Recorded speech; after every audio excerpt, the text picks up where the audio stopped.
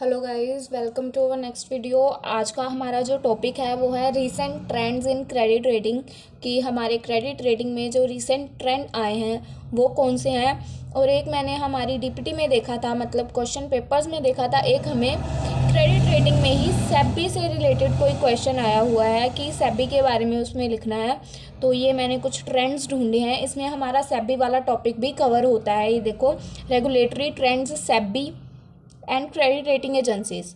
हम no doubt हमारी book में भी ये रिसेंट ट्रेंड्स हैं, ये देखो। बट हम ये भी करेंगे और वो भी करेंगे ताकि हमारे ट्रेंड्स भी हो जाए, क्योंकि मैंने देखे हैं ट्रेंड्स अकेले का क्वेश्चन फुल फ्लेज लॉन्ग में आया है, और जो बुक में टॉपिक बनता है हमारा वो 5 to 6 छोटे छोटे पॉइंट्स है, उससे हमारा लॉन्ग नहीं बनता। तो हम उसमें इसको इंक्लूड करेंगे। और अगर बाय चांस हमें सेबी से रिलेटेड क्रेडिट रेटिंग में क्वेश्चन आ जाता है चैप्टर में से, तो हम ये वाला पॉइंट लिख सकते हैं उसमें। ठीक है, तो हमारे ट्रेंड्स में है ये, हम स्टार्ट करते हैं। ठीक है, देखो, फर्स्ट है हमारे रेगुलेटरी ट्रेंड्स हैं, ये सेबी के क्रेडिट रेटिंग एजेंसी में। इसके अंदर अब हमारे सब पॉइंट्स आएंगे। ठीक है, ये 10 के नंबर 10.1 आ गया हमारा। फिर आगे हम जो हमारी बुक में है वो पॉइंट कंटिन्यू करेंगे। ठीक है, तो स्टार्ट करते हैं। In India, credit rating agencies started their operations in 1987। India में जो क्रेडिट रेटिंग एजेंसीज हैं उन्होंने अपने ऑपरेशन कब स्टार्ट किए थे? 1987 में। ठीक है, these are regulated by securities, ये रेगुलेट की गई थी सिक्योरिटीज़ के द्वारा। ठीक है, these are regulated by securities and exchange board of India. मतलब इनको किसने रेगुलेट किया था? Securities and exchange board of India, मतलब सेबी ने। ठीक है, main regulatories needs are discuss below. जो इसकी मेन रेगुलेशंस है वो नीचे डिस्कस की गई हैं। हम वन बाय वन इसको पढ़ेंगे और समझने की कोशिश करेंगे। फर्स्ट है, सेबी ने क्या रेगुलेशंस दिए, लगाए क्रेडिट रेटिंग एजेंसीज पर। देखो, SEBI has draft regulations 1999। SEBI ने जो रेगुलेशंस लगाए वो फर्स्ट कब लगाए? 1999 को। ठीक है, these regulations make provisions for working of credit rating agency. ये प्रोविजंस किसके ऊपर थे? कि वो वर्किंग क्रेडिट रेटिंग जो एजेंसीज है उनकी वर्किंग के ऊपर, so as to safeguard, ताकि जो इन्वेस्टर्स का इंटरेस्ट है उसको वो सेफ गार्ड कर सकें। जैसे वो उनका काम करने का जो तरीका है, कई बार होता है कि इन्वेस्टर इन्वेस्ट करता है बट उसको ये डर रहता है कि उसकी इन्वेस्टमेंट जो डिटेल्स वो अपनी उनको दे रहा है वो सेफ हैं या नहीं। तो सेबी ने रेगुलेशंस में क्या किया? फर्स्ट उनकी वर्किंग की जो क्रेडिट रेटिंग की थी उसमें इन्वेस्टर के इंटरेस्ट को सेफ गार्ड किया। These regulations cover mainly the following areas. ये रेगुलेशंस जो है ये मेनली फॉलोइंग एरियाज को कवर करते हैं। Registration of credit rating agencies. First, जो क्रेडिट रेटिंग एजेंसी है ये नहीं है विदाउट रजिस्ट्रेशन है, उसकी रजिस्ट्रेशन नहीं हुई, लीगली वो मतलब है नहीं, एग्जिस्ट नहीं करती और वो सबको रेटिंग प्रोवाइड कर रही है। नो, रजिस्टर्ड होनी चाहिए जो हमारी क्रेडिट रेटिंग एजेंसी है। Second, journal obligations of credit rating agency, उस पर कोई जर्नल ऑब्लिगेशंस जैसे होनी चाहिए क्रेडिट रेटिंग एजेंसी पे। एंड थर्ड है restrictions on rating of security. इसमें रिस्ट्रिक्शंस होती है कि कोई इसकी जो रेटिंग है वो इसके प्रमोटर्स नहीं दे सकते। ठीक है, कि ये नहीं है कि कंपनी के प्रमोटर्स हैं वही रेटिंग बता रहे हैं हम वही लगा रहे हैं, नहीं, इसके ऊपर रेस्ट्रिक्शन है। हम अपनी सारी छानबीन करेंगे, सही से अपनी रेटिंग लगाएंगे, ये होता है। ठीक है, इसके देन फोर्थ पॉइंट है procedure for inspection and investigation. और सेबी ने इनको एक प्रोसीजर दिया होता है कि रेटिंग प्रोवाइड करनी है, ये नहीं है हमें कल बोला गया हमने आज प्रोवाइड कर दी। इसका एक फुल फ्लेज प्रोसीजर होता है, प्रोसेस होता है क्रेडिट रेटिंग का। हमने प्रोसेस की वीडियो पहले अपलोड कर दी है, अगर आपने नहीं देखी तो वो देख लेना। ठीक है, then SEBI regulations were amended in 2006। SEBI ने जो ये रेगुलेशंस अपनाई हैं ये 2006, 2010 एंड 2011 में आई थी। ठीक है, and the main objectives of these regulations and amendments therein to make the working of credit rating agency. इनका मेन ऑब्जेक्टिव क्या था इस रेगुलेशन को अप्लाई करने का? कि जो क्रेडिट रेटिंग एजेंसी हैं उनको मोर एफिशिएंट बनाना, ट्रांसपेरेंट बनाना और अनबेस्ड, मतलब किसी के ऊपर डिपेंड ना हो, वो ऐसे बनाना। और देयर बाय सेफ गार्ड और इंटरेस्ट इन्वेस्टर्स के इंटरेस्ट को सेफ करने के लिए मेन उनके ऑब्जेक्टिव्स ये थे कि उसको मोर एफिशिएंट बनाना है, ट्रांसपेरेंट बनाना है, अनबेस्ड बनाना है और इन्वेस्टर्स का इंटरेस्ट सेव करना है। ठीक है, फर्स्ट रूल उन्होंने जो बताया हमें क्लियर हो गया। देन सेकंड है internal audit for credit rating agencies. Credit rating agencies ठीक है, इंटरनल ऑडिट जो एक कंपनी की इंटरनल ऑडिट होती है वो कौन करते हैं? मोस्टली हमारे चार्टर्ड अकाउंटेंट्स या मैनेजमेंट ये करते हैं। देखो ऑडिट तो पता है ना, बैलेंस शीट सीए करते हैं हमारी बैलेंस शीट को ऑडिट, वही चीज़ है। देखो इन ईयर 2010 में सेबी ने क्या किया? SEBI frame internal audit rules. SEBI ने इंटरनल ऑडिट के रूल्स को अप्लाई किया क्रेडिट रेटिंग एजेंसीज में। These rules provide for internal audit framework. जो ये रूल्स हैं ये क्या प्रोवाइड करते हैं? इंटरनल अगर हमें कुछ ऑडिट करना है उसके लिए एक फ्रेमवर्क मतलब प्रोसीजर प्रोवाइड करते हैं regarding all aspects of credit rating agencies, ठीक है, लाइक देयर ऑपरेशंस, उसका प्रोसीजर कि इन्वेस्टर की ग्राइवेंस कितनी है, रिड्रेसल मशीन मैकेनिज्म कितना है, कंप्लायंस कितना है, विद सेबी की गाइडलाइंस। जो उसने गाइडलाइंस दी है मतलब क्रॉस नहीं करना चाहिए वो एरिया जो उन्होंने स्पेसिफिकली इसके लिए बोला है, ठीक है। देन नेक्स्ट है the internal audit will be conducted by. जो इंटरनल ऑडिट होती है उनको कौन कंडक्ट करता है? Chartered accountant, company secretary, cost and management accountant, इनमें से कोई भी कर सकता है, ठीक है। It shall be conducted on half yearly basis. और इसको कैसे कंडक्ट करते हैं? हाफ ईयरली बेसिस पे। हाफ ईयर के बाद इसका होना कंपल्सन हो जाता है। The report of internal audit shall be submitted with in 2 months from the end of half year. जो रिपोर्ट है इंटरनल ऑडिट की, जैसे हमारे 6 महीने हाफ ईयर कंप्लीट होता है उसके विद इन 2 months हमें सबमिट करनी होती है। The board of directors will consider the report of.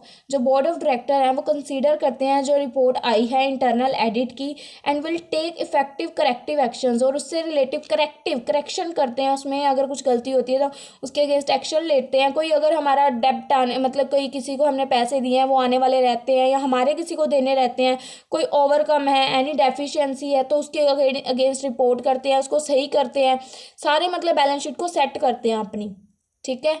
आपने कभी बैलेंस 2A वगैरह में हमने जैसे देखे थे हमारी रिटर्न्स में 2A एक होती है ना, तो उसमें हम मैचिंग करते हैं कि हमारे बिल्स जो इधर इसकी सेल है हमारी वो परचेज है, हमें जितना टैक्स मिल रहा है उतना इससे मिल रहा है, तो ये ऑडिट होती है एक तरह से, इसकी को ऑडिट बोलते हैं। एक ऑडिट और भी होती है जो हमारे चार्टर्ड अकाउंटेंट्स करते हैं, एक एक एंट्री को वो चेक करते हैं कि जो ट्रांजेक्शन की बोली गई एक्चुअल में वो इतना अमाउंट था या नहीं था, ठीक है। ये हमारे रिसेंट ट्रेंड्स के हमारे 2 सब पॉइंट्स हुए हैं। अब इसके आगे हमारे ये देखो पॉइंट्स हैं, ठीक है। हम यहाँ से आगे करेंगे हमारा थर्ड पॉइंट में क्या है? Guidelines for credit rating agencies. इसमें सेबी ने कुछ गाइडलाइंस दी थी क्रेडिट रेटिंग एजेंसी को, देखते हैं क्या क्या दी थी। In year 2010 SEBI issue detail guidelines for credit rating agencies. SEBI ने इशू की detail guidelines credit rating agency के लिए। The purpose of these guidelines is to. Purpose क्या था इन गाइडलाइंस का कि जो इसका प्रोसेस है क्रेडिट रेटिंग का, to improve the process and procedure of credit rating, कि इम्प्रूव हो सके प्रोसेस में, जो वो डिले वाला प्रोसेस होता है उसमें इम्प्रूवमेंट करना मेन उनका ये काम था। And to improve the transparency, और इसकी ट्रांसपेरेंसी को इम्प्रूव करना मतलब वर्क फटाफट होना चाहिए, ये नहीं है कि धीरे धीरे हो रहा है, ठीक है। In the working of credit rating agency these guidelines also frame rules for disclosure by credit rating agency.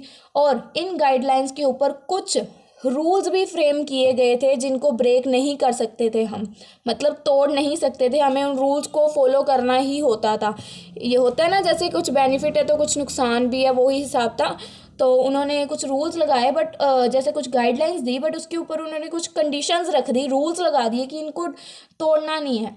Credit rating given by credit rating agencies must be disclose on their website. जो भी credit rating agency credit rating देती थी वो disclose करते थे वो अपनी website पे। एंड शुड ऑल्सो भी कम्युनिकेटेड टू स्टॉक एक्सचेंज, और उसको स्टॉक एक्सचेंज से भी कम्युनिकेट करते थे। Where they disclose to there where the securities are listed, जहाँ पे हमारी सिक्योरिटीज़ परचेज सेल होती थी वहाँ पे भी उसको कम्युनिकेट करते थे, और अपनी वेबसाइट पे भी इसको अपलोड कर देते थे जो भी उनकी क्रेडिट रेटिंग की रिपोर्ट आती थी, ताकि किसी को भी कोई मतलब गलत इन्वेस्टमेंट ना कोई भी इन्वेस्टर कर पाए, ठीक है ना। तो अगर किसी की गलत आ रही है तो वो गलत मतलब हो जाएगा काम, अगर हम गलत जगह इन्वेस्ट कर देंगे तो उससे रिलेटेड, ठीक है। देन नेक्स्ट हम यहाँ से हैं, CR credit rating agency should issue press release, जो वो रिपोर्ट निकालते हैं उसको वो प्रेस रिलीज मतलब न्यूज़ में ये ले आना कि हमने ये रिपोर्ट कंसीडर की है, इस कंपनी से रिलेटेड है,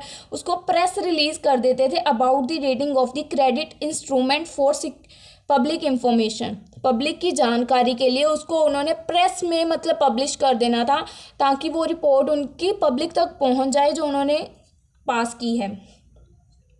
the fees charge by credit rating agency for its client, जो फीस वो चार्ज करती थी क्रेडिट रेटिंग एजेंसीज वो अपने क्लाइंट्स को, for rating and non rating services should be disclose on the website, जो उनकी फ़ीस थी वो वेबसाइट पे नहीं थी, वो डिस्क्लोज मतलब वो नहीं शो करते थे वो वेबसाइट पे कि हमारी फ़ीस इतनी हम चार्ज करते हैं, ठीक है, क्योंकि उसके बेसिस पे कई लोग उनको गलत जज करने लग जाते हैं कि ये भाई इतनी फ़ीस कम ले रहे हैं, पक्का कुछ घपला है, कुछ ज़्यादा ही ले रहे हैं, पक्का कमीशन खाई है, तो ये चीज़ें वो शो नहीं करते थे, ठीक है। Credit rating agencies will ensure that members of credit rating team and their dependents, credit rating agency ये मतलब इंश्योर मतलब पक्की तरह से पक्का कर लेती थी कि जो उसके मेंबर्स हैं क्रेडिट रेटिंग टीम के वो शुड ऑल्सो एंड जो उसके ऊपर डिपेंडेंट हैं उनकी ओनरशिप नहीं होनी चाहिए, जो कंपनी के शेयर्स हैं या क्लाइंट के किसी शेयर है ना उनके, उसके ऊपर उनकी कंपनी के बंदों की ओनरशिप नहीं होनी चाहिए। Dependent don't have ownership of shares of client company, client के शेयर्स के ऊपर उनकी खुद की ओनरशिप नहीं होनी चाहिए। Whose rating is to be done, जिस कंपनी ने जैसे हमें बताया कि ये कंपनी ने बहुत अच्छा किया या बहुत ख़राब किया, ये नहीं है कि हमने उनको ब्लैकमेल कर रखा है, भाई मैं तेरे शेयर्स उड़ा दूंगा अगर तूने मेरी कंपनी की अच्छी रेटिंग के बारे में नहीं बताया, तो ये चीज़ नहीं होनी चाहिए। मतलब किसी भी तरह से किसी को फोर्स नहीं किया गया होना चाहिए रेटिंग करने के लिए, ठीक है। It's objective is to avoid conflict of interest as to have fair rating, इसका मेन एम क्या होता है कि कन्फ्लिक्ट लड़ाई को ख़त्म करना और फेयर रेटिंग प्रोवाइड करना, ये नहीं है किसी के साथ मतभेद करना, ठीक है। देन नेक्स्ट पॉइंट है पीरियोडिकल रिपोर्ट। पीरियोडिकल रिपोर्ट क्या होती है, जैसे हमने पीछे भी पढ़ा था, हाफ ईयरली रिपोर्ट प्रोवाइड करनी होती है उनको, और जब वो हाफ ईयरली टाइम पीरियड ख़त्म हो जाता है उसके विदिन 2 मंथ्स ही हमें रिपोर्ट सबमिट करनी होती है, ठीक है। As per SEBI regulations issue in June 2011, ये वाले रेगुलेशन 2011 में इशू हुई थी, all credit rating agencies are required to submit half yearly periodical report. सब क्रेडिट जितनी भी क्रेडिट रेटिंग एजेंसीज हैं उनके लिए ज़रूरी था कि उन्हें half yearly periodical report provide करनी है, किसको, टू सेबी को प्रोवाइड करनी है, ठीक है। और उसके बाद आप अपनी लाइन एक ऐड कर सकते हो कि वो विदिन 2 मंथ्स, जैसे 6 मंथ का पीरियड ख़त्म होता है उसके बाद विदिन 2 मंथ के अंदर उसको वो रिपोर्ट सबमिट करनी होती है, ठीक है ना, वो टाइम पीरियड ज़्यादा नहीं ले सकती, तो आप खुद से भी लाइन ऐड कर सकते हो जो हमने पीछे पढ़ी हैं, ठीक है। देन नेक्स्ट पॉइंट है हमारा प्रोसेसिंग ऑफ इन्वेस्टर्स कंप्लेंट। जो इन्वेस्टर्स की कंप्लेंट आती है, सेबी ने एक रेगुलेशन उसके लिए भी बना दिया कि जो इन्वेस्टर्स की कंप्लेंट आती है भाई उसको सुनने वाला भी तो कोई चाहिए हमें, तो उन्होंने क्या किया, एक सेबी ने इसके लिए भी एक रेगुलेशन मतलब एक टीम बना दी। देखो, in order to protect the investors interest and to timely redress investors complaint, और जो कंप्लेंट्स हैं इन्वेस्टर्स की उनको टाइमली कंसीडर करना, तो उसके लिए सेबी ने क्या किया, SEBI has commenced processing of investor complaint. SEBI ने एक कंप्लेंट को प्रोसेस करने के लिए under a centralize web based complaint redressal system, complaint redressal system शुरू किया एक इन कंप्लेंट्स को कंसीडर करने के लिए, और वो कब शुरू हुआ था, इन अगस्त 2011, अगस्त 2011 में वो सिस्टम आया था। This salient feature of this system are, इस सिस्टम के कुछ फीचर्स हैं जैसे centralize data base of all complaint, जो सारा डाटा होता है उसको सेंट्रलाइज बेस पे रखा जाता है, मतलब सेंटर तक रखा जाता है, स्टेट लेवल तक नहीं उसको शो किया जाता। और online movement of complaint to the concern intermediaries, online जो कंप्लेंट कोई भी अगर है तो वो ऑनलाइन कर सकता है कंप्लेंट, ये नहीं है उसको पहले हमें ढूंढना पड़ेगा हमारे पास है, ऑनलाइन वो कंप्लेंट कर सकता है। ऑनलाइन अपलोड ऑफ एक्शन, अगर उसकी रिपोर्ट के ऊपर कोई एक्शन लिया जा रहा है या उसके ऊपर उसको कुछ बताना है तो वो भी ऑनलाइन वो अपलोड कर सकता है।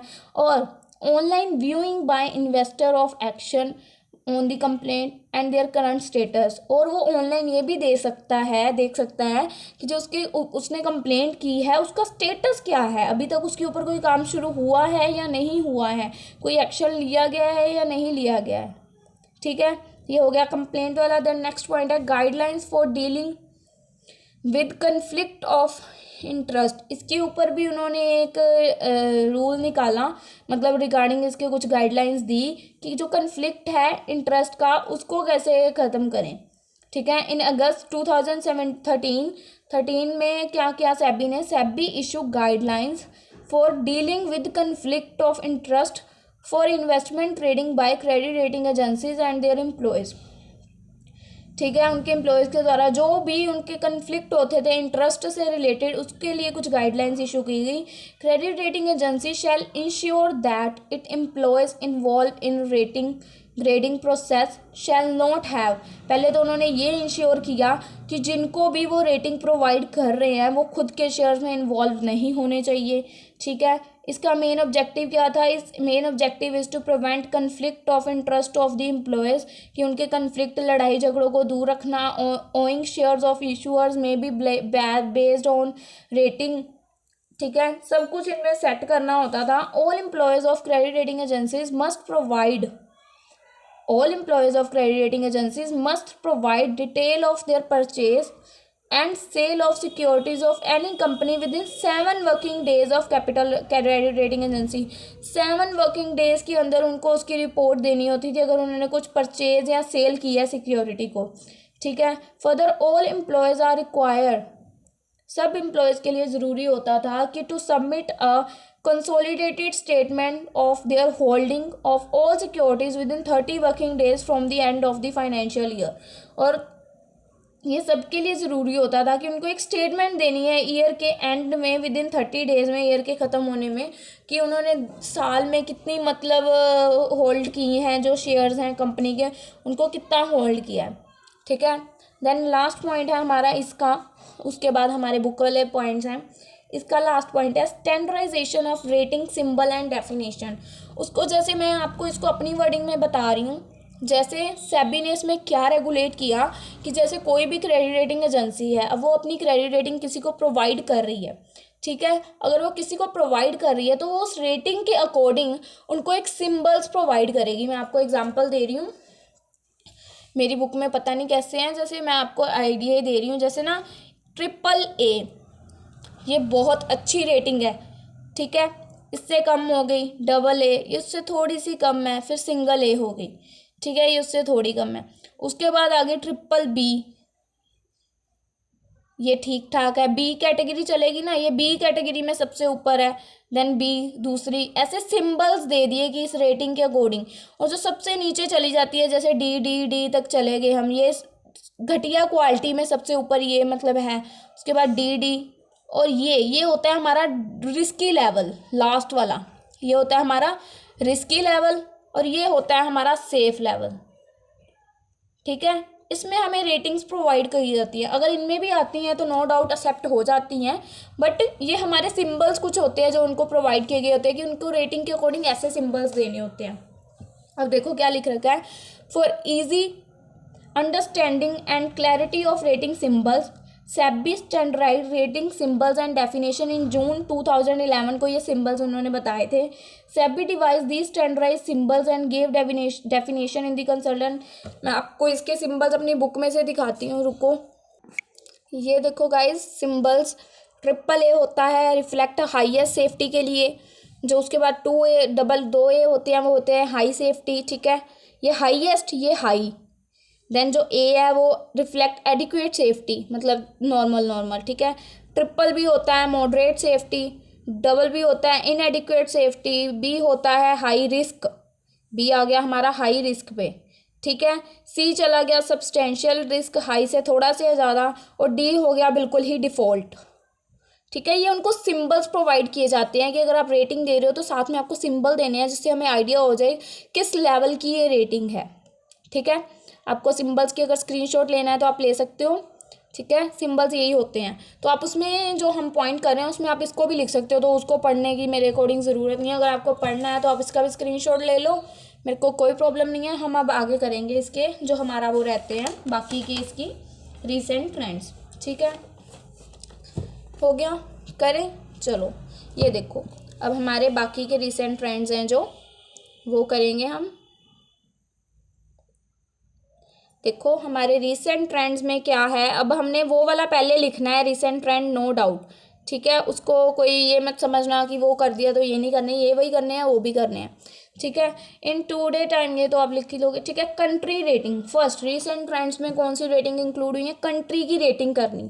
अगर हम अपनी कंट्री की रेटिंग करवाते हैं ना तो जो आउट ऑफ बाहर वाली कंट्रीज हैं वो अट्रैक्ट होती हैं हमारी कंट्री की तरफ। ठीक है, अ कंट्री में B rated whenever a loan is to be extended और some major investment is to be made in by international investors.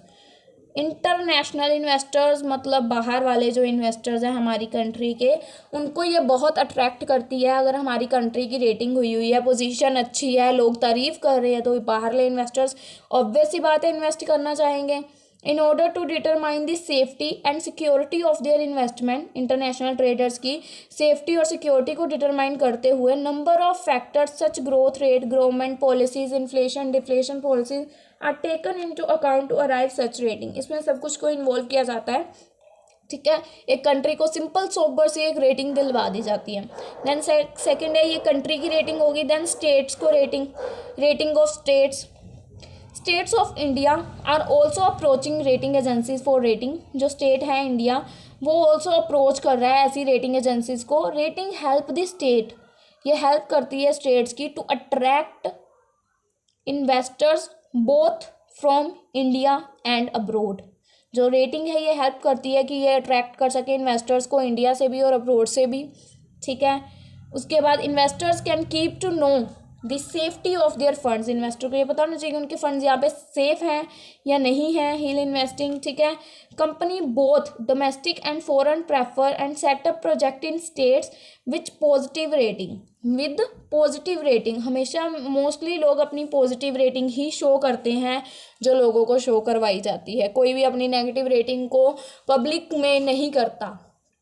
ठीक है, rating agencies take into account various economic parameters such as availability of raw material, labour, relation between centre and state, सब कुछ दिखाते हैं। और states कौन कौन से हैं हमारे, Maharashtra, Madhya Pradesh, Tamil Nadu, Andhra Pradesh and Kerala have already been rated by CRISIL. और इनको क्राइसिल ऑलरेडी रेटेड कर चुका है। क्राइसिल की हमने एक वीडियो बनाई है, जिनको नहीं पता ये भी एक क्रेडिट रेटिंग की एजेंसी है। आपको इतना बता रही हूँ, बाकी वो वीडियो बताएगी आपको क्या है इसमें। ठीक है, द नेक्स्ट पॉइंट है rating of real estate builders and developers. उनको रेटिंग किनको करनी, जो रियल इस्टेट बिल्डर्स हैं और डेवलपर्स हैं। One of the major credit rating agency CRISIL has starting assigning rating to builders and developers. उसने जो क्राइसिल है, जो क्रेडिट रेटिंग एक एजेंसी है, उसने क्या स्टार्ट किया, बिल्डर्स और डेवलपर्स को भी रेटिंग देनी स्टार्ट की विद द ऑब्जेक्टिव ऑफ, उनका ऑब्जेक्टिव क्या था ये रेटिंग देने का, ताकि हेल्प कर सकें वो जो बायर्स हैं, जो बिल्डर्स के झांसे में आ जाते हैं, उनकी हेल्प कर सकें। ठीक है, past experience of the builders, number of property are build by the builders, financial strength etcetera are taken into account when taking the final decisions. तो सब कुछ वो चेक करते हैं जब वो फाइनल डिसीजन लेते हैं इनके अकॉर्डिंग। ठीक है, देन नेक्स्ट वो किसको रेटिंग देते थे, चिट फंड्स। जो चिट फंड्स हैं, देखो CRISIL has also started rating chit funds. CRISIL ने चिट फंड्स को भी रेटिंग देनी स्टार्ट की। ठीक है, chit fund companies are rated on their ability to make timely payment of prize money to subscribe. Chit fund companies को रेटिंग किस basis पे देगी, उनकी एबिलिटी के अकॉर्डिंग पे। जो चिट फंड है वो कई बार लॉटरीज निकालती हैं तो उसके अकॉर्डिंग वो उसकी पेमेंट करती हैं, प्राइस की जो उनका निकलता है उस अकॉर्डिंग उसको रेटिंग दी जाती है। Rating help the chit fund in better marketing in their fund and in winding of subscriber based. ठीक है, then industry specific rating, industry को स्पेसिफिकली रेटिंग देना। देखो rating agencies rate industry specific outlook over a short as well as long period depending upon global and domestic trends. Now the rating is just form specific. ये just not just form के लिए नहीं होती है, सिर्फ note just form लिखा है, देखो ध्यान से, सिर्फ फॉर्म्स के लिए नहीं होती है, इनको इंडस्ट्री बेसिस पे भी प्रोवाइड किया जाता है और लॉन्ग और शॉर्ट टर्म दोनों में प्रोवाइड की जाती है। ठीक है गाइस, आज का टॉपिक आई होप क्लियर है। मैंने अपनी पूरी कोशिश की है आपको समझाने की। ठीक है, अगर आपको कुछ भी प्रॉब्लम है तो आप मेरे को कमेंट सेक्शन में कमेंट से कर सकते हो। अगर नहीं समझ आता तो आप मेरे को पर्सनली पूछ सकते हो, कुछ भी अगर आपको पूछना है तो। ठीक है, बाय बाय, नेक्स्ट वीडियो में मिलते हैं फिर।